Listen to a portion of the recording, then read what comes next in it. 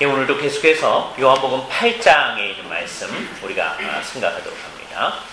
지난주에 예수님의 해주시는 말씀을 듣고 예수님이 어떤 존재인지에 대해서 어렴풋하게나마 인식을 가졌던 사람들, 특별히 38절에 나는 내 아버지께서 본 것을 말하고 죄송합니다. 29절에 이는 나를 보내신 이가 나와 함께 하시는도다. 내가 항상 그 기뻐하시는 일을 행함으로 나를 혼자 두지 아니하시는도다 하시는 그 말씀을 듣고 예수 그리스도를 믿은 사람들이 있었습니다. 근데 그게 진짜인지 가짜인지 오늘의 본문을 통해서 드러납니다. 여기 이제 성경에 나타나는 믿는다라는 말이 다양한 수준에서 사용되고 있다는 것을 우리에게 보여주는 이 본문, 의미 있는 본문이죠. 그리고 우리가 다 예수 그리스도를 믿는다고 나왔는데 이럴 때 우리 스스로를 이 본문에 비추어서 우리가 과연 믿는 것인가 하는 것들을 생각해 보게끔 하는 굉장히 중요한 말씀이 아닐 수 없습니다. 사람들이 믿는다고 나왔어요. 그죠? 예수님이 아니면 이렇게 그 사람들에게 생각해 보게 하고 돌이키게 하고 하는 일을 할 수 없을 것 같습니다. 그런데 다른 사람들이 이렇게 할 수 없는데 예수님께서는 누군가 이렇게 믿는 대로 나오면 지금 우리 입장에서는 믿는 사람이 이 세상에 믿는 사람이 참 드문데 믿는다고 나왔으면 그것으로 이제 좋게 해야 될 것 같잖아요. 그죠? 그런데 예수님께서는 그게 진짜인지를 드러내는 일을 하십니다. 그죠? 이거는 예수님의 그 다음 말씀으로서 그냥 드러나는 거예요. 그죠? 지금 이 반응을 보는 유대인들이요, 어떤 의미에서는 우리보다 좀 낫습니다. 왜냐하면 예수님이 무슨 말 하는지를 듣고 생각하는 사람들이에요. 예수님이 해주는 얘기를 아무 생각 없이 들었으면 이 사람들이요, 다음 얘기를 듣고서는 그냥 아멘 그랬을 겁니다. 예수님이 뭐라고 했는지 한번 보세요. 31절, 성경의 제일 유명한 말씀 중에 하나입니다. 예수께서 자기를 믿은 유대인들에게 말씀하시되 너희가 내 말에 거하면 참 내 제자가 되고 진리를 알지니 진리가 너희를 자유케 하리라. 은혜스러운 얘기죠. 그래서 많은 사람들은 이 말에 아멘 그럽니다. 그런데 오늘 나오는 그 유대인들하고 비교하면 상당히 많은 사람들은 아멘 하는데 아무 의미 없이 실상은 예수님의 의도를 잘 깨닫지도 않고 그냥 아멘 하는 경우가 있을 수 있다는 거예요. 그죠? 유대인들이요, 이 얘기를 듣고서는 그 앞부분 얘기에 대해서는 별 반감이 없었던 것 같습니다. 너희가 내 말에 거하면 참 내 제자가 될 것이다. 반감이 없었어요. 왜? 예수를 믿었기 때문에 예수의 제자가 될 마음이 있습니다. 지금 현대인들 가운데서는 예수를 믿는데도 제자, 거기에 벌써 걸려 넘어질 사람들이 있거든요. 생각을 하다 보면 예수님 내가 믿긴 믿을 텐데요, 제자 이런 건 나한테 요구하지 마십시다. 그냥 믿는 거로만 만족하십시다. 뭐 이러고 싶어져요, 현대인들은. 근데 그렇지 않아요. 그리고 지금 오늘 본문에 나타나는 유대인들은 그 말에 대해서는 부담이 없었습니다. 예수의 제자가 되겠다 그러네요. 또 예수의 제자가 되면 진리를 알게 될 거다. 그것도 기쁨으로 봤습니다, 이 사람들이. 근데 그 다음 말이 이 사람들에겐 걸림이 됐습니다. 진리를 알지니 진리가 너희를 자유케 하리라. 이 말은 이걸 정말 의미 있게 받아들이면 지금 현재는 자유하지 않은 상태 가운데 있다. 그걸 생각해야 됩니다. 그런데 그게 이 사람 유대인들한테는 기분이 나빴어요. 왜냐하면 자기들 스스로 우리는 자유하다 이렇게 생각하고 있었기 때문에.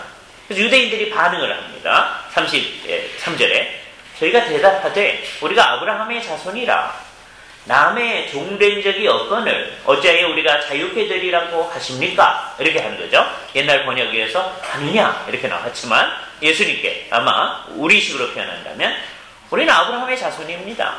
남의 종된 적이 없습니다. 잠깐, 유대인들이 남의 종된 적이 없던 거예요? 가서 이집트에 가가지고서는 이집트에서 종이 되었었어요. 또 바벨론의 포로로 잡혀갔었죠. 지금은 로마의 종으로 있습니다. 로마의 속국이에요. 이 말을 일제 36년의 경험을 가졌던 우리는 잘 이해할 수 있습니다. 남의 이렇게 노예처럼 살고 있는데 어떻게 이렇게 말하느냐. 그러니까 유대인들이 그 모르고 하는 얘기는 아니죠. 자기들의 역사를 모르는 사람들이 아닙니다. 이 사람들의 얘기는 어떤 의미에서 매우 기계에 넘치는 얘기입니다. 물리적으로는 저들이 우리를 지배하고 있는지 몰라도, 특히 지금 로마의 지배하에 있을 때 그 사람들이 와서 우리를 점령하고 로마의 총독부 관절을 가지고 우리를 지배하고 있어도 우리는 정신적으로, 영적으로 결코 로마에 복속하지 않았습니다. 기계 넘치는 사람들이죠. 이런 사람들을 우리는 매우 뛰어난 사람들이라고 얘기합니다. 그러나 사실은 여기 문제가 있거든요. 예수님은 지금 물리적으로 누구의 종된 얘기 정도의 얘기를 하는 게 아니다. 예? 이 사람들도요, 그 정도의 얘기를 하는 게 아닙니다. 자기네들은 지금 로마의 휘하에 있어도, 또 옛날에 이집트 휘하에 있어도, 옛날에 바빌론 휘하에 있어도 우리는 저들에게 결코 영적으로 종속되지 아니하였습니다. 저들이 우리의 외부를 억압하고 있을런지 몰라도 우리는 내면적으로 자유롭습니다. 이런 생각을 하고 있는 거잖아요. 그래서 진리가 너희를 자유케 하리라, 이 말이 기분 나쁘거든요. 우리는 자유케 될 필요가 없습니다. 여기 예수님의 그 다음 말씀이 문제의 핵심을 얘기해 줍니다. 34절입니다. 예수께서 대답하시되 진실로 진실로 너희에게 이르노니, 예수님 아주 중요한 얘기를 할 때마다 아멘, 아멘 하고 시작하신다고 그랬죠. 그 아멘, 우리는 이제 기도 끝날 때 아멘 하잖아요. 그렇게 되기를 원합니다. 참됩니다. 그 말씀이 so be it, 그런 말입니다. 근데 예수님은 그것을 맨 앞에 놓고 얘기합니다. 아멘, 아멘, 내게 휘몬. 물론 예수님은 이때 히라보로 얘기하지 않았을 거예요. 그런데 이제 그게 히라보로 기록이 되어 있으니까. 그래서 히라보에도 그 아멘, 아멘은 그냥 옛날에 예수님이 말하던 아람어로 그냥 해놨습니다. 우리도 그래서 기도 끝날 때 우리말이 아닌 아람어로 아멘 하는 거예요. 그죠? 몇 가지 우리가 성경에 있는 용어를 그대로 쓰는 게 있습니다. 이게 다 습관인데요. 왜냐하면 유대인들이 늘 기도하고 나서 아멘 하는 게 그대로 있어서 예수를 믿는 사람들도 끝난 다음에 그냥 유대인이 쓰는 말을 그대로 사용한 거거든요. 그래서 히라보로 된 성경 가운데서도 아람어의 말을 그대로 사용해서 아멘이라고 표현하고 있고, 어느 나라로 가든지 그렇게 했기 때문에 다른 것들은 다 번역해 쓰는데 이거는 번역을 안 해 쓴 거예요. 심지어 하나님이라는 이름도 번역을 했었는데 아멘은 그냥 몇 가지 그런 말이 있어요. 할렐루야, 여호와를 찬양하라, 이 말은 번역을 안 했어요. 그죠? 그대로 쓴 거죠. 하나님이란 말은 번역된 말입니다. 그리고 상당히 잘 번역된 말이죠. 우리나라 말로 하나밖에 없는 님 그런 거예요. 그죠? 어떻게 그 말을 갖다가 쓰게 됐는지 좀 놀라운 일이에요. 그죠? 이게 이 세상에서 아주 중요한 일들은 누가 한 사람이 결정해서 이렇게 딱 되는 건 없고요. 물론 이제 어떤 사람이 영향력이 있긴 있지만 모든 사람이 같이 쓸 때 그게 효과를 발휘하는 것이죠. 그런데 전혀 번역되지 아니하는 말, 이 아멘이란 말인데 그 앞에 놓을 때는 이제 번역을 해준 거예요. 진실로 진실로 너희에게 이르노니 죄를 범하는 자마다 죄의 종이라. 죄를 범하는 자라고 하는 것, 이게 좀 설명을 필요로 하는데요. 일주일 동안 살면서 죄 안 지은 사람이 있습니까, 여러분? 한 사람도 없어서 이렇게 물어봅니다. 그렇죠? 그러면 죄 지었죠? 그럼 우리가 다 죄의 종인가요? 여기서 주의해야 됩니다. 예수님이 그 얘기하는 게 아니다. 여기서 말하는 것은 조금 더 심각한 얘기인데, 그게 완전히 생활 방식이 되어져서 죄 속에서 살아가는 것을 얘기합니다. 죄를 범하는 자마다, 죄를 하나라도 짓는 사람은 다 죄의 종이다, 그 얘기가 아닙니다. 요게 이제 나중에 요한일서에서도 똑같이 사용되어질 수 있는 말이에요. 우리가 잘 생각해야 돼요. 그러니까 아주 습관적으로, 습성적으로 그냥 죄 짓는 거. 이 세상에 타락한 인간의 삶의 방식입니다. 그러니까 죄라고 하는 건 뭐냐? 죄는 삶의 방식입니다. 타락한 사람의 삶의 방식. 그러니까 핵심이 뭐냐? 죄라고 하는 것의 이제 본질을 가지고 얘기하면 하나님과 연관성 없이 행하는 모든 것을 다 죄라고 해요. 그러니까 예를 들어서 어떤 사람이 아주 못된 일을 한단 말이에요. 누가 볼 때에도 못된 일을 하는 거. 예. 수많은 사람을 막 갖다 죽여요. 예? 그런 일을 하는 거 죄예요. 그죠? 예. 근데 어떤 사람이 나름대로 선한 일, 참된 일, 아름다운 일을 추구해요. 진선미를 추구합니다. 예? 그래도 하나님하고 상관없이 있으면 죄라고 성령들은. 예. 그러니까 뭐든지 하나님과 관련 없이 행하는 그 모든 것들을 습성적으로 하는 거예요. 자기가 사는 방식이 그런 거죠. 이 삶의 방식이란 말 기억해 주세요. 이건 예수 믿는 사람이 오랫동안 이제 써온 말인데, 현대에 와서는, 예수를 좀 안 믿는 것일 수도 있고, 좀 이상하게 믿는 것일 수도 있는데, 존 듀이라고 하는 교육 철학자가 있습니다. 철학자이면서 교육학에 관심을 가졌던 사람이, 그 사람이 이 말을 이제 의미 있게 사용해서 사람들은 이 말이 좀 더 익숙합니다. 그 사람은 민주주의는 삶의 방식이다, 그런 말을 한 적이 있어요. 삶의 방식, 그러면 이제 언제든지 사람이 그걸 생각해요. 그런데 이거는 그 사람이 그 말을 쓰기 전에 이미 예수를 믿는 사람들이 늘 사용해왔단 말이에요. 사는 방식이 있는데, 여러 삶의 방식이 있는데, 그 중에 하나가 뭐냐면 죄라는 삶의 방식이 있다는 거예요. 습관적으로 그 안에 사는 거예요. 하나님은 전혀 상관없이 살아가는 겁니다. 그 뭘 해도 하나님은 전혀 상관없어요. 물론 가끔가다 하나님을 생각하기는 하죠. 관심을 가지고 뭐 하긴 하죠. 그러나 되게 뭐 생각하다가 그만두고 뭐 이렇게 딱 하는 거예요. 그러니까 본질적으로 하나님하고 상관없이 살아가는 거예요. 또 하나의 삶의 방식은 뭐냐면 모든 것을 하나님과 관련해서 사는 겁니다. 그걸 우리가 신앙이라고 얘기해요. 언제나 성경에서 이 둘이 이제 대조되어지는 것인데, 예수님이 여기서 말하는 죄를 범하는 자마다라고 하는 게 죄가 삶의 방식이 되어진 것이 사람을 얘기합니다. 사는 데 있어서 하나님은 전혀 상관없이 그냥 살아가는 거예요. 심지어 하나님을 많이 언급하고 하나님과 관련해서 뭐를 할 수도 있습니다. 왜냐하면 지금 이 얘기가 하나님께 예배도 하고, 구약적인 예배니까 이제 제사죠. 제사도 하고 율법도 읽고 하는 유대인들에게 하는 얘기라고 하는 것을 염두에 둬야 됩니다. 이거는 이방 사람들한테 예수님이 하는 얘기가 아니에요. 유대인들한테 하는 얘기입니다. 그 사람들한테 제일 중요한 게 하나님이에요. 그런데 실제로 살아나갈 때 하나님이 저들의 삶의 기반이 되어져서 모든 일을 하나님과 관련해서 하느냐 안 하느냐를 볼 때, 예수님 볼 때 그렇지 않다는 겁니다. 그래서 그것을 지적하시는 거예요. 이 얘기를 들으면서 이제 우리들이 점점점 마음이 졸려올 수가 있습니다. 어떻게 되는 건가? 그래서 하여튼 유대인들 얘기서부터 합시다. 남 얘기해야 우선 이제 편하잖아요. 예수님하고 얘기하는 그 유대인들은 사는데 하나님도 생각하고 말도 하고 뭐 예배도 하고 뭐 다 해요. 그런데 실제로는 하나님과 관련 없이 그냥 습성적으로 살아나갑니다. 그럴 때 예수님 그거는 죄의 종이다. 너희의 상황이라고 하는 게, 지금 유대인들의 입장에서는 우리는 남의 종된 적이 없습니다. 자기들이 스스로를 판단하는 거하고 예수님이 이 사람들에 대해서 판단하는 거하고 달라요. 그죠? 자기들은 비록 로마가 우리를 지배하고 있어도 그것은 물리적인 지배일 뿐이고, 우리의 정신은, 우리의 영은 우리는 자유합니다. 우리는 하나님과 관련해서 살아있습니다. 그렇게 얘기하는 거예요. 말은 그렇게 해요. 근데 예수님은 그들에 대해서 그렇지 아니하다. 너희는 죄에 얽매여져 있다. 그래서 계속해서 죄를 짓는 삶을 살아나간다.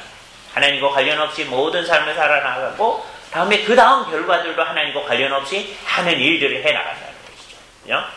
그러면서 하시는 말씀이 34절 그 뒷부분 35절, 종은 영원히 집에 거하지 못하되 아들은 영원히 거하나니, 이건 아까 얘기했던 죄의 종하고 다른 맥락에서의 얘기입니다. 종은 영원히 거하지 못하지만 아들은 영원히 거한다. 이 아들이 누굴까? 좀 애매해요. 이 아들은 한 사람인 아들을 얘기할 수도 있고, 그런데 36절의 아들은 좀 더 명확합니다. 그러므로 아들이 너희를 자유하게 하면 너희가 참으로 자유하리라. 아들이, 이때 아들은 그 아들을 얘기합니다. 그 아들.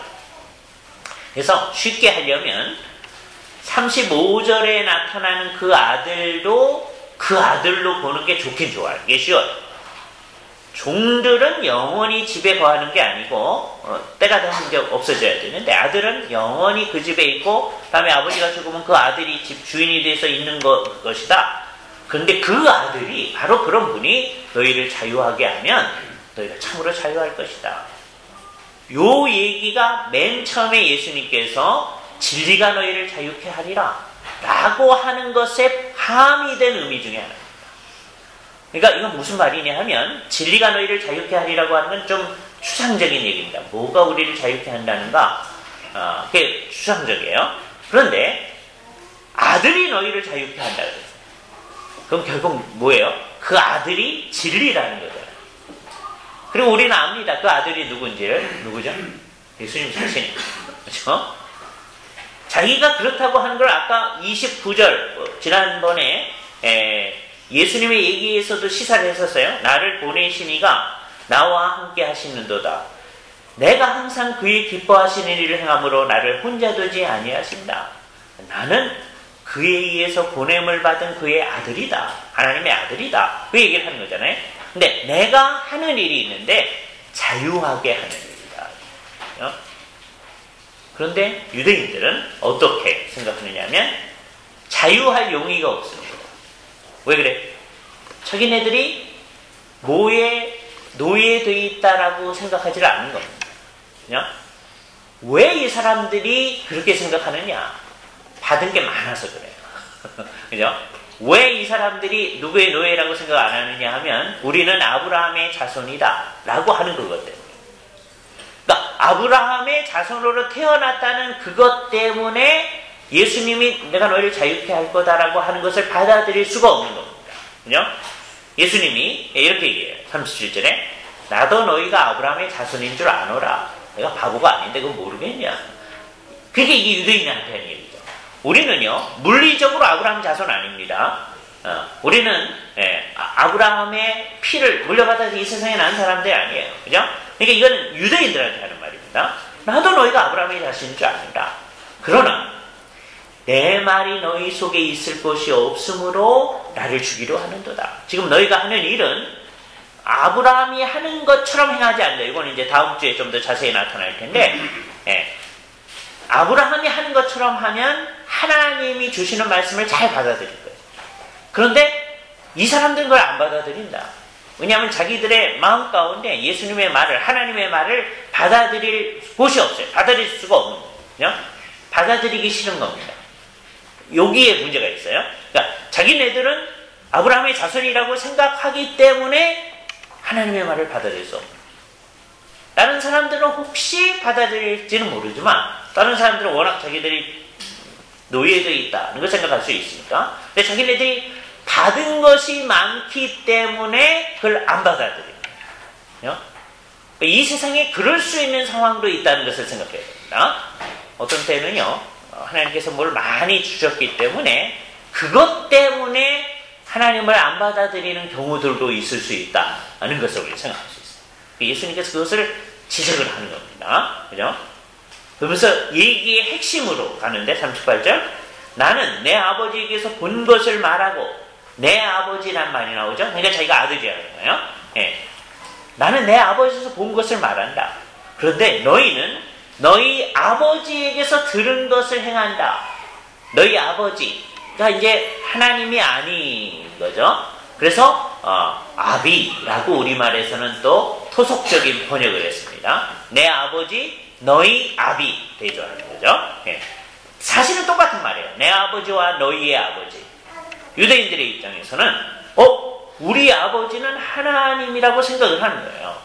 그런데 유대인들의 생각이 틀렸다는 거죠. 자, 여기서 이제 우리 문제의 핵심을 봐야 됩니다. 그러니까 결국 자기들이 지금 처해 있는 상황에 대해서 스스로 생각하는 거하고 예수님이 생각하는 거하고 달라가지고 이 사람들은 예수님이 자유하게 한다라고 하는 말이 싫은 거예요. 왜요? 우리는 자유하지 않다라고 자유하고 있다. 누군가가 와서 자유롭게 해줄 필요가 없다라고 생각하고 있기 때문에.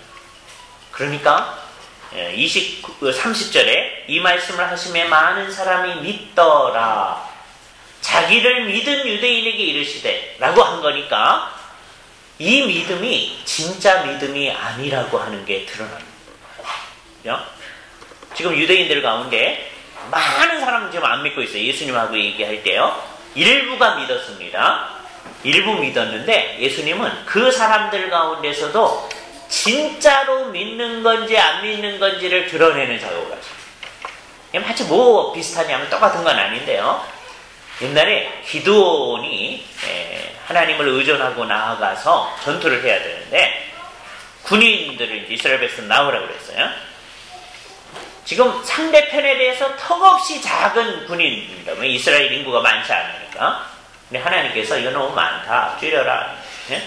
많이. 여기서 두려움에 떠는 사람 다 가라. 다 갔어요. 한 3분의 1만 남았습니다. 근데 하나님께서 또 하시는 말씀이 이거 너무 많다. 물가로 가가지고서는 어떻게 먹는지를 보고 딱 300명만을 남겨놓습니다. 나머지 다 가고. 그죠? 나머지는 자격이 없다 그랬대요. 사실 그거와 비슷해요. 예수님께서 하시는 일이 그와 같습니다. 하나님 자신이 아니면 이런 작업을 하기가 굉장히 어려울 겁니다. 그래서 언제든지 주님이 아니면 누가 이렇게 하겠어요? 이 세상에 가뜩이나 믿는 사람이 적은데 사람들한테 당신네들이 진짜 믿는 건지를 한번 생각하고 이렇게 판단해라. 이렇게 만드시는 거거든요. 이게 마치 뭐 비슷한 거냐면 체질을 하는 거 비슷한 거예요. 그래서 채를 이렇게 치면 우리 이제 어린아이들이 잘 모를 수 있죠. 그럼 이제 알곡만 딱 있고 이 껍데기들은 다 날려 보내는 거잖아요. 그죠? 이 티 같은 거. 또는 체질하면은 밑에 구운 가루만 내려가고서는 뭐 이런 거잖아요. 그러니까 진짜만 남겨두고 가짜는 없애버리는 거죠. 다른 의도에서 김수영 씨는 그런 얘기했지만 4월도 알맹이만 남고 껍데기는 가라 하는 것처럼 그 사람이 그 얘기했을 땐 다른 의미입니다. 예수님이 여기서 한 일이 바로 그런 작업입니다. 누가 그 일을 할 수 있겠습니까? 감히 주님과 주님의 말씀은 항상 우리한테 그 요구를 합니다. 이 말씀 앞에서 우리가 스스로 생각해야 돼요. 그럼 어떻게 해야 되느냐? 여기 재미있는 현상이 나타나는데 믿는데 그게 진짜 믿는 것인지는 어떻게 드러나느냐? 여기서 드러나는 거예요. 예수님이 말하는 대로를 일단 다 받아들여야 된다. 이게 첫 번째 특성입니다. 예수님이 말하는 대로를 다 받아들여야 돼요. 유대인의 문제는 뭐냐면 예수님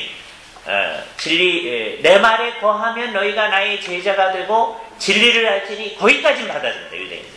그런데 진리가 너희를 자유케 하리라 그거 못 받아들입니다.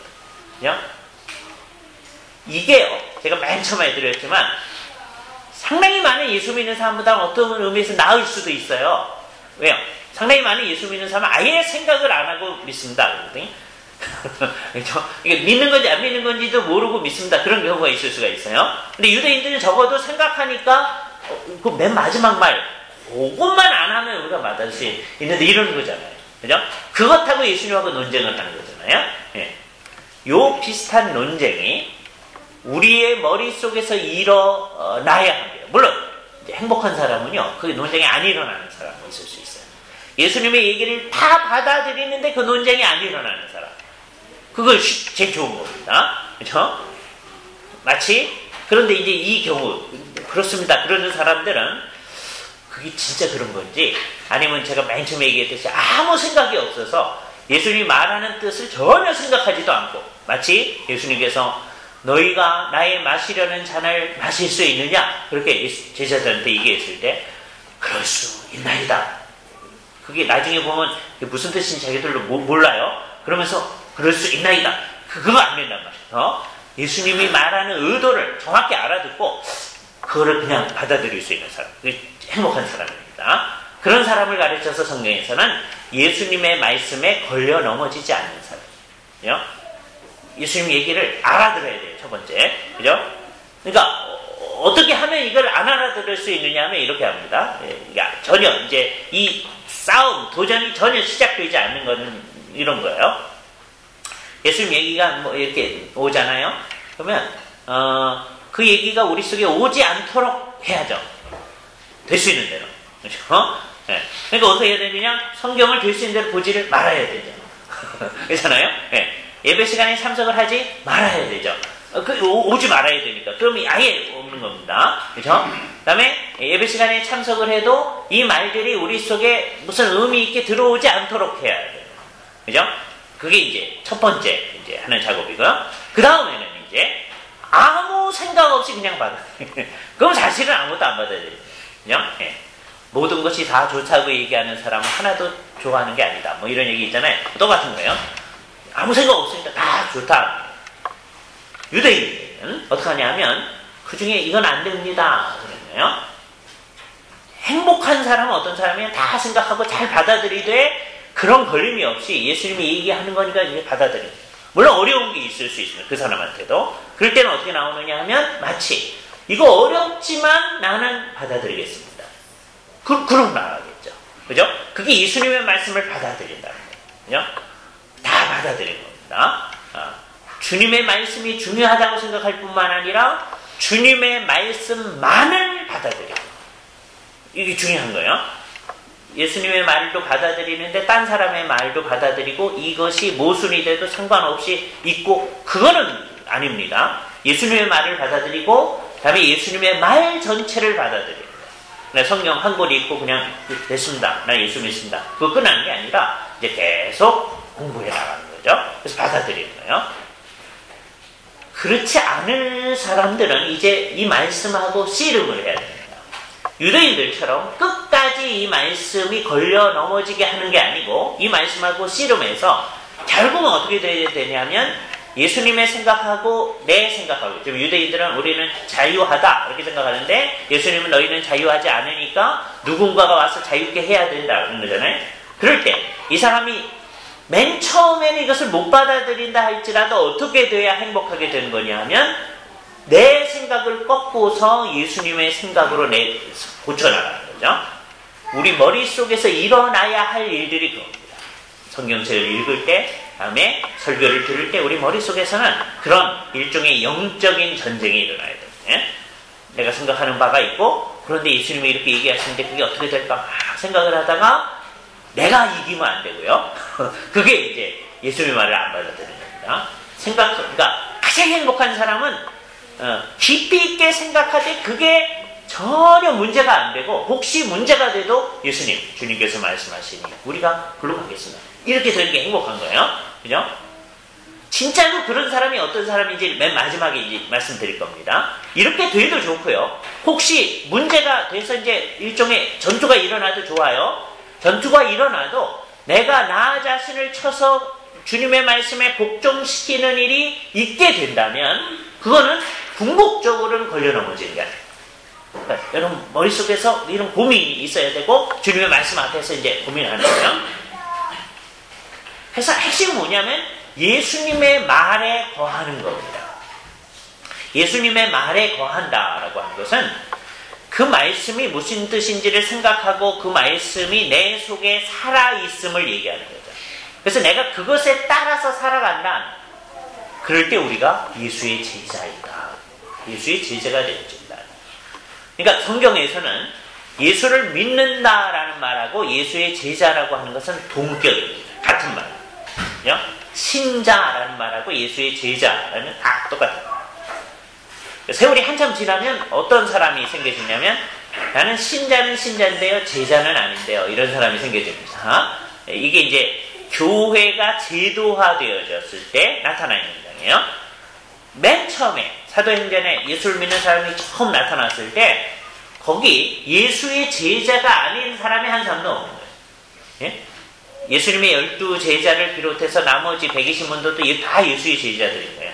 이들의 말을 듣고서는 어찌할꼬 그러면서 회개하고 예수를 믿은 사람도 예수의 제자가 되는 거예요.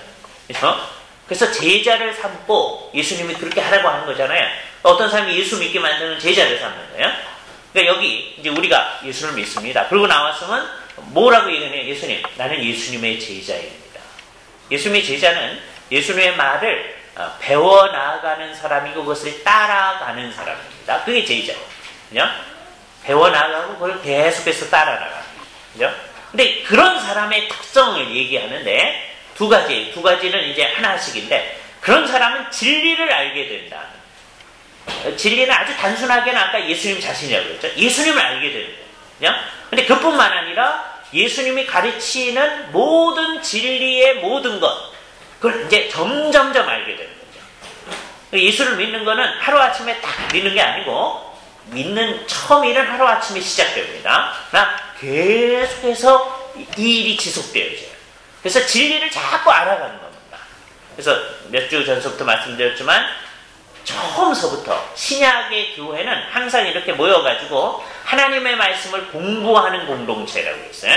그건 내 머리를 늘리기 위해서 공부하는 게 아니라 예수님의 뜻을 알고 그것을 나의 삶 가운데서 구현하기 위한 공동체로 이 세상에 있어 왔습니다. 이게 진리 공동체예요. 그죠? 계속 우리가 알았는데 또 알아나가고 또 알아나가고 그런 거죠. 근데 그게 머릿속에 남아있지 아니하고 나의 삶 가운데서 구현되어지고, 그죠? 그게 아까 예수의 말에 거한다라는 말입니다. 그랬을 때 나타나는 결과, 최종적 결과가 뭐냐면 진리를 알지니 진리가 너희를 자유하게 한다. 여기 이제 진짜 예수 믿는 사람의 특성이 나타납니다. 그래서 뭐냐? 진정한 자유입니다. 그래서 이제 오해할 수가 있는데 이 세상 사람들이 하나님으로부터도 자유한 사람이 되기를 갈구하거든요. 그게 뭐냐면 그 자유예요. 예? 그게 자유해요. 이 세상에 어떤 것도 나를 얽어맬 수가 없다. 그죠? 자유해. 하나님도 나를 얽어맬 수가 없다. 그게 자유를 선언한 게 예수님의 말씀에 딱 비춰본 게 뭐예요? 죄의 종인 거예요. 죄가 뭐였어요? 하나님과 관련 없이 모든 걸 하려고 해요. 그러니까 스스로 자유를 쟁취하려고 합니다. 아담과 하와가 맨 처음에 했던 그 죄로부터 시작해서 이 세상에 일단 하나님 없이 뭘 하려고 하는 거예요. 그러니까 자기는 심지어 하나님까지 끊어낸 거예요. 자유한 거예요. 이 세상에 심지어 이 영향이 얼마나 큰지요. 우리 같은 사람들한테라도 그게 진짜 자유인같이 이렇게 좀 보여지고 그게 매력적으로 좀 생각나지 않습니까? 이게 우리 속에 있는 죄예요. 정말 그렇습니다. 죄송한데 우리 집사람이 그런 성향이 굉장히 강해요. 예, 우리한테 있는 이게 다 그런데 저보다 저희 집사람이 좀 솔직한 거죠. 예, 그래서 솔직하게 그걸 표현하는 거예요. 예, 그러니까 이게 우리의 문제입니다. 우리는 스스로 자유하려고 하는 거예요. 그러니까 하나님의 말씀이 나를 얽어매는 것도 난 싫은 거예요. 예, 예수님 자유하게 한다고 그랬잖아요. 근데 왜 우리를 이렇게 얽어맸어요? 그거 자유하지 않는 겁니다. 이렇게 하려고 하는 거예요. 그죠? 그럴 수 없다. 그죠? 진짜 자유한 거는 어떤 거냐 하면 하나님이 창조하신 그 하나님의 의도 속에 있어야 진짜 자유한 거예요. 아주 단순한 예는 이런 거예요. 어항 속에 물고기 이제 키우잖아요. 걔를 가만 보고 있다가 너 어항 속에만 있으려니 참 불쌍하다. 내가 너를 자유하게 해줄게. 그래가지고 걔를 어항 바깥으로 끄집어내면 끄집어내가지고 강물 속에 넣어주면 훨씬 자유한 거죠. 그런데 그냥 물 밖에 내버려주면 걔는 조금 있다가 죽습니다. 자유하지 않아요. 그죠? 예. 그러니까 우리가 잘 생각을 해야 되는 겁니다. 걔를 끄집어내서 진짜 대양 속에 놔둔다. 예? 물론 민물에 사는 것을 또 바다에 갖다 놓으면 이제 개 죽지가 있죠. 그렇지 않아요. 개가 살만한 조건 속에다 갖다 놔. 그건 진짜 자유한 거예요. 지금 예수님이 해주시는 일, 내가 너희를 자유하게 하리라, 진리가 너희를 자유케 하리라고 하는 것은 바로 그겁니다. 가장 제대로 하나님이 창조하시고 구속하셔서 정말 인간이라고 하는 것의 그 특성이 다 잘 발휘될 수 있게 하신 그 방식대로 살아갈 수 있게 해주시는 일을 한다. 그러니까 그거는 다른 어떤 방식으로 자유할 수가 없는 겁니다. 그거는 예수님의 구속이라는 방식을 통해서만 자유할 수 있는 거예요. 우리가 그걸 믿는 사람이에요. 그래서 우리는 진리를 알지니 진리가 너희를 자유케 하리라는 말을 딱 들을 때, 맨 처음에 들을 때라도 주님 그 말이 옳습니다. 내가 주님을 만나기 전에는, 십자가의 구속이 있기 전에는 진짜 자유하지 않았습니다. 그걸 인정을 하는 거예요. 유대인들 그게 지금 인정 안 하거든요. 우리는 자유합니다. 그러니까 예수를 안 믿는 거거든요. 예. 이 세상에 예수를 안 믿는 사람들은 지금도 그렇게 얘기하는 겁니다. 둘 중에 하나예요. 우리는 다른 방식으로 자유할 수 있습니다. 예수님의 십자가 구속으로 자유한다고 그거 아닐 것 같고요. 다른 방식으로 자유할 수 있습니다. 또는 그런 거 신경 안 쓰고 그냥 살렵니다. 예? 그게 진짜 자유하는 거예요. 왜 그걸 신경 쓰게 만드세요? 예? 그런 얘기 우리한테 하지 마세요. 이런 거예요. 그런데 예수를 믿으려면 생각을 해요. 예? 암만 생각하기 싫어하는 사람이라도 생각을 해요. 예? 내가 진짜 자유한가 아닌가. 그리고 이제 자유한 사람이 이제 어떻게 사는 거냐면, 그러니까 넓게 얘기하면 두 가지예요. 스스로 자유하게 해보려는 모든 노력으로부터 자유해요. 인간이 하나님을 떠나면 다 그거 하는 거거든요. 스스로 자유하게 해보려요. 그게 안 된다는 걸 알기 때문에 그거 안 하는 거예요. 그러니까 하나님이 만들어 놓으신 자유하게 하시는 그 방식, 그거를 붙잡는 거예요. 그게 십자가를 붙잡는 거예요. 네. 그러기 때문에 여기 재미있는 현상이 나타나는데, 예수를 믿는다고 하면서도 진짜 안 믿는 건 어떤 거냐 하면, 새로운 율법주의가 우리한테 등장합니다. 유대인들의 경우에 있어서 그 대표적인 것인데요.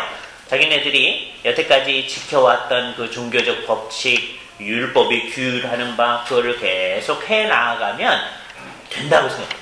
예수님은 그것으로부터 자유하게, 모든 사람이 만든 규율, 잘못된 규율, 자유하게. 그런데 그걸 자유한 사람이 어떻게 하느냐? 예수님이 말씀하는 의미에서의 자유를 가진 사람은 사람이 만든 모든 규율로부터 자유한데 하나님이 원하시는 바를 툭툭 수행하며 사는, 그거로부터도 우리는 자유합니다. 나는 내 마음대로 삽니다. 그게 아니라 사람들이 여태까지 우리를 규율했던 그 모든 것으로부터 자유한데 하나님이 원하시는 바가 내 심령 속에서도 그렇고 나의 실제 생활 속에서도 나타나는 그 형식을 취해나가는, 이게 진정한 자유. 이게 예수 그리스도를 진짜로 믿는 사람이에요. 그래서 우리가 우리 예수를 믿는 사람들로서 뭘 해야 되느냐 하는 것을 신경 써야 돼요. 주의해야 돼요. 어떤 거냐면 새로운 율법주의를 만들어내가는 일을 하지 말아야 된다. 예수를 믿으면 이렇게 해야 된다, 이렇게 해야 된다, 이렇게 해야 된다, 이렇게 해야 된다 하는 거, 성경이 얘기하는 것 외에 그 어떤 것을 만들어내면 안 돼요.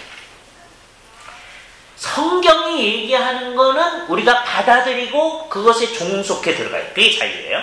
그게 마치 뭐가 비슷한 거냐? 물고기가 물 속에 사는 거하고 비슷한 거예요. 예? 나는 이 어항속이 너무 작아서 바깥으로 나가야 되겠어요. 나는 성경의 가르침 가지고 못 살겠어요. 이렇게 해서는 안 되고, 그는 저항하는 겁니다. 죄 속으로 들어가는 거예요. 예. 성경의 가르침에만 종속하는 거예요. 다른 어떤 거에도 종속하지 않습니다. 그러니까 성경 이외의 것은 전부 다 자유로워요. 이 일을 단행한 일이 역사 가운데 딱 두 번 있었었는데요. 한 번은 예수님이 가져다 주신 거예요. 예수님의 십자가 사건으로 말미암아 사람들이 율법을 행해야 되는 일로부터 자유하게 됐어요. 그래서 우리는 이제 유월절을 안 지켜요. 우리는 유월절 때 예루살렘 향해 가지 않아요. 그 전에 해야만 하는 거예요. 그냥 구약에 하라는 대로 하지 않습니다. 우리는 다만 뭐가 이제 나타나느냐면, 하나님 다 이유가 있어서 구약에 이런 걸 하라고 했을 거 아니에요. 그 정신이 우리의 삶 가운데 구현되도록 합니다. 그게 뭐냐? 하나님의 의도가 우리 가운데서 실현되어지는 거예요. 그게 이제 구체적으로 어떤 것인지를 우리가 요즘에 이제 출애굽기를 공부해 나갑니다. 수요일날 우리가 출애굽기 하면서 요즘에 십계명 공부를 해 나가잖아요. 그죠? 거기서 지금 해 나가고 있습니다. 그죠? 어떻게 우리가 주님이 말씀하시는 그 율법의 의도가 우리의 삶 가운데 구현되도록 할까? 대신에 사람들이 이제 이런 종교적 규례를 이렇게 만들어내가는 거는 그 하나님의 뜻을 더 잘 이루기 위해서 만들어내가거든요. 그거로부터 자유합니다. 그러니까 마치 뭐가 똑같으냐 하면, 옛날에 아담과 하와한테 하나님께서 선과 악을 알게 하는 나무의 실과를 먹지 말아라. 이게 하나님이 내신 규율이에요. 그건 지켜야죠. 너 자유하니까 그건 내 마음입니다. 내가 까먹든지 말든지 간섭하지 마세요. 이러고 나가는 거는 이제 죄의 종이 되는 거예요. 그렇죠? 네. 내가 알아서 할 테니까 간섭하지 마세요. 이런 게 아니라 그거는 지켜야 돼요. 근데 거기에다가 따먹지도 말고 만지지도 말라고 해서 하나님이 만지지 말라는 말 안 했거든요. 자기가 덧붙여 넣어요. 동기는 좋아요. 왜 만지지 말자고 그랬을까요? 안 만지면 안 따먹을 거예요. 좋은 동기에 시작하는 겁니다. 사람들은 자꾸 그렇게 해나가요. 모든 종교에서는요, 규율이 점점 많아져요. 유대인들도 구약 성경에 율법이 있었었는데 율법 외에 여러 규율이 만들어지는 거예요. 근데 왜 만들어지느냐? 잘 지키기 위해서 만드는 거예요. 예수님이 해방시켜준 건 뭐냐면 1차적으로 예수님은 두 가지 해방시켜준 건데요. 예수님의 생애 동안에는 너희는 이 사람들이 만드는 이거 안 지켜도 된다 이렇게 얘기해요. 다음에 예수님이 돌아가심으로써 이 율법 전체로부터 우리를 해방시켜줘요. 우리는 율법 지키면 살잖아요. 여러분 돼지고기 먹잖아요. 율법에 가면 그런 거 못 먹어요. 장어 이런 거 드시잖아요. 율법에 가면 그런 거 못 먹는 거예요. 예? 예? 갈치 이런 거 못 먹어요. 그렇죠? 다 드시잖아요. 예? 왜 성경에서 먹지 말라고 그랬는데 먹습니까? 예수 그리스도의 십자가 그로부터 우리를 자유하게 했기 때문에. 그러나 옛날에 왜 먹지 말라고 했나? 그거는 생각을 해봐요. 오늘 다 얘기할 수는 없고 그건 이제 수요일 날 우리 공부하도록 하고요. 그러니까 사람들은 자꾸 그런 걸 만들어내거든요. 이제 이것을 깨닫고 새로워진 교회, 신약교회가요. 세월이 한참 지났더니 한 200년 경서부터 계속해서 1600년쯤 될 때까지 계속해서 그걸 또 만들어 왔어요. 하나님께서 은혜를 주셔가지고 사람들이 만들어낸 종교로부터 우리를 해방시켜줍니다. 그게 종교개혁이었어요. 정말 모든 것으로부터 자유한 사람들이 있었고요. 그래서 우리는 예배할 때 뭐 촛불 켜거나 향을 피우거나 이런 거 안 한다면 옛날에 다 있었었는데, 예? 근데 종교개혁을 하는 교회인데도 루터파 교회는 그냥 하고 있어요. 그러니까 자유한 데서 조금만 자유한 거예요. 그죠? 우리는 완전히 자유한 거예요. 그죠? 그래서 십자가 상 그런 거 루터파 교회도 없앴거든요. 거긴 그것만 없앴습니다. 근데 뭐 향 피고 촛불 그건 내버려뒀어요. 그러니까 자유를 중간쯤만 한 거죠. 기독자의 자유를 가장 외친 사람이 루터예요. 근데 루터를 이제 이렇게 하는 사람이 철저하게 안 하면 그 뒷사람들은 더 애매해져서 불철저한다는 게 드러나는 거예요. 또 우리는 그거 전부 다 없앤 거거든요. 정말 자유합니다. 하나님께서 우리들한테 성경 이외의 모든 것으로부터는 다 자유하게 해요. 그런 삶의 방식을 가지고 살아가야 됩니다. 진리를 알지니 진리가 너희를 자유케 하리라. 근데 이거를 강조하다가 자칫 잘못하면 애기 씻긴 목욕물 버리려다가 애기까지 버리듯이 성경까지도 갖다 버리는 사람들이 비일비재합니다. 그 똑같은 얘기를 누가 하느냐 하면요. 참 재미있는 일인데 천주교에서 우리한테 그래요. 너희가 자유하자고 그러지 않았느냐. 예? 우리가 자유하자고 한 거 뭐냐면 성경 이외의 모든 종교적 관습으로부터 자유하자. 그러다 보니까 너희한테서 다른 것을 다 없애버리다가 나중에는 성경까지 비평하는 일이 너희한테 시작되지 않았느냐. 이게 객관적으로 옳아요. 개신교에서 성경 비평이 시작됐습니다. 그죠? 옛날에는 그렇게 얘기할 수 있었어요. 근데 요즘에는 천주교에서도 또 성경 비평을 하니까 그 말 할 자격이 없어졌습니다. 그러니까 정말 다른 거 버려버리다가 이것까지 버려버리시면 안 됩니다. 그죠? 대표적인 예 한번 생각해 볼게요. 주님, 내가 주님을 믿습니다. 그런데 내가 어떻게 주님을 섬길지는 내가 알아서 할게요. 간섭하지 마세요. 예? 그래서 자기가 믿는 정도를 자기가 결정합니다. 예? 그러면 이게 망하는 거예요. 그럼 어떻게 되느냐? 인간이 다 연약해서요. 점점점 주님 앞에 열심을 안 내는 방식으로 결정해요. 이게 마치 미끄러운 경사길 같아요. 여러분이 우리 교회에 와서 이제 신앙생활 할 때 어떤 면에서 어떤 걸 굉장히 자유로운 걸 느낄 겁니다. 예? 그러다가 이제 자유로워졌잖아요. 그랬더니 어떻게 됐냐면 아주 최소한의 것 우리가 이제 이거 성경 중에서 해야 된다. 그것도 꼭 해야 되나? 나중에 그렇게 돼요. 그래서 맨 처음에는요. 우리가 이제 다 신앙생활을 할 때 이제 한국 교회 분위기가 다 어떠냐면 우리가 이제 어렸을 때 신앙생활 할 때 우리가 뭐 바쁘게 sab니다. 주일이면, 그죠? 예, 너무 이제 바쁘고, 그래서 이제 최소한의 것만, 성경에서 얘기하는 것만 하면, 맨 처음에 이제 우리 이제 추석을 하게 되면, 이렇게 살아도 예수 믿는 거, 이렇게 이제 생각을 하게 되거든요. 그래서 이제 세월이 한참 지나면, 이것도 너무 많은데요. 이렇게 되는 경우들이 생깁니다. 이게 얼마나 이상하거든요. 그러니까 여기서 구분을 분명히 해야 되는 거예요. 우리가 자유해야 할 거, 버려야 될 거 하고요.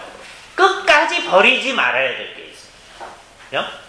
나중에 버릴 거는 나중에 버리자 그래서 붙들고 있을 필요가 없어요. 그건 아예 처음부터 버리면 됩니다. 그죠? 네. 그런데 우리가 붙들고 있는 건 끝까지 붙들고 있어야지. 네? 나중에는 그거로부터도 자유하려고 하면 안 돼요. 예수님의 이 말씀은 많은 사람이 사랑하는 말씀입니다. 근데 많은 사람이 그 말씀의 진정한 의미를 다 생각하지 않거나 그 말씀 속에서 살지 않는 경우가 너무 많은 말씀입니다. 대학교가 특별히 이 말씀을 좋아합니다. 진리를 알지니 진리가 너희를 자유케 하리라. 그죠? 연세대학, 이게 대학 모토예요. 그죠? 총신대학, 이게 모토입니다. 그죠? 외국에도 그런 대학이 다 많아요. 그죠? 그런데 진짜 성경적 의미의 진리를 대학이 추구하느냐, 성경적 의미의 자유를 대학이 가느냐, 그거하고 전혀 관련이 없어요. 그죠? 성경이 말하는 의미의 자유를 향해 가지 않냐고, 심지어 하나님으로부터 해방하자고 하는 대로 나아가는 자유를 구가해 나가요. 참 어리석은 거죠. 그래서 결국은 죄에 노예되어지는 상태에 빠져요. 계몽주의라고 하는 게 그런 거예요. 정말 어리석은 일을 시도한 건데, 계몽주의를 한마디로 요약하면, 불란서 혁명과 계몽주의를 한마디로 요약하면, 우리를 억압하던 모든 권세로부터 자유로운데 그 최고의 정점에 하나님이 있으니까, 불란서 혁명의 핵심이 그거예요. 그 하나님으로부터도 자유하자. 하나님이 있으면 안 되겠다. 네. 그로부터 자유해야 된다. 그래서 결국은 어디로 갔느냐 하면, 하나님 대신에 인간 이성이 우리를 지배하게 하자. 그럼 괜찮아질 거다. 1960년대서부터 사람들이 그게 아님을 깨닫고 있습니다. 네. 인간 이성을 가지고 하자고 하는 게 이게 아니라고 하는 걸 깨달아요. 그러나 이걸 깨달았다고 해서 제대로 하고 있는 건 아니에요. 그죠? 네. 한번 잘못된 자유의 맛을 본 사람들은 제대로 된 길로 안 가요. 우리는 이제 어떻게 하는 거냐면 이 시대의 조류를 역행해서 예수님의 의도대로 가자는 겁니다. 진리를 알지니 진리가 너희를 자유케 하리라. 우리는 예수의 제자라고 했어요. 우리가 날마다 진리를 알아가고 있는 사람인지를 생각해 보시기 바랍니다.